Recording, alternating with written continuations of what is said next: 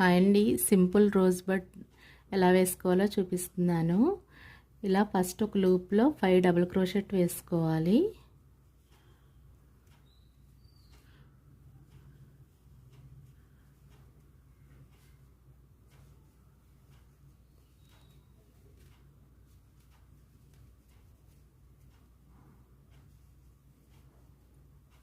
ఇలా 5 double crochet వేసిన తర్వాత ఈ స్టార్టింగ్ పాయింట్ ఉంది కదా, ఇక్కడ నుంచి ఇది ఇలా వెనక సైడ్ తీసుకోవాలి.